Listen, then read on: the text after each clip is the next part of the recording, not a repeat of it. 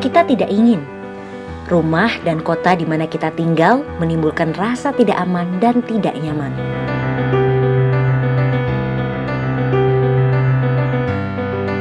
Semua orang pasti tidak ingin lingkungan kita menjadi tidak sehat.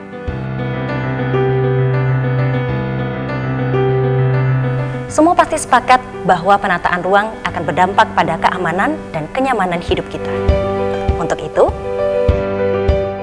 tidak semua lahan atau bidang tanah dapat dijadikan bangunan, meskipun sudah bersertifikat. Apabila lahan atau bidang tanah tersebut berada di persawahan produktif, lahan hutan konservasi, dan lahan resapan air atau jalur hijau. Selain itu, ada aturan yang harus dipenuhi dalam membuat rumah atau bangunan sesuai dengan estetika bangunan.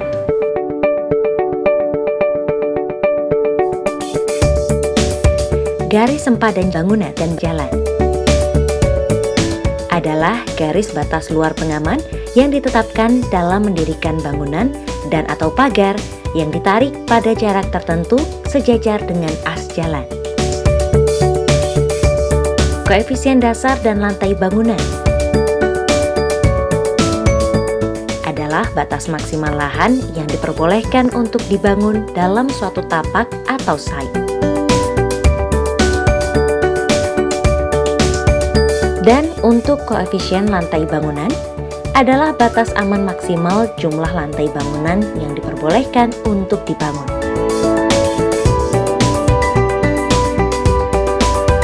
Koefisien dasar hijau adalah angka perbandingan antara luas ruang terbuka di luar bangunan untuk penghijauan terhadap luas persil.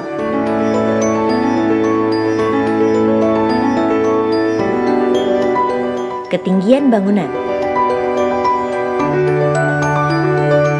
artinya berapa lantai yang diizinkan pada sebuah lahan yang dapat dibangun.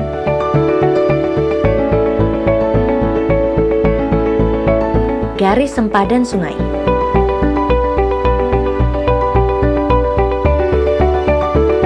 adalah garis batas luar pengaman yang ditetapkan dalam mendirikan bangunan atau pagar pada sungai.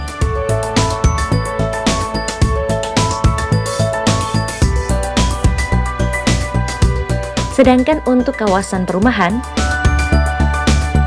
kawasan perdagangan dan jasa, dan kawasan industri harus menyediakan prasarana, sarana, dan utilitas atau PSU untuk kelengkapan dasar fisik lingkungan hunian, fasilitas dalam lingkungan hunian, dan kelengkapan penunjang untuk pelayanan lingkungan hunian agar hunian menjadi aman dan nyaman dan menciptakan suasana seimbang perkotaan. KRK adalah rambu-rambu atau acuan dalam perencanaan bangunan dan lingkungan bangunan yang diperbolehkan sebagai kelengkapan persyaratan pengurusan IMB. Dan pengurusannya pun sangat mudah. Dinas Penataan Ruang Kota Semarang memberikan kemudahan dalam pelayanan penerbitan KRK.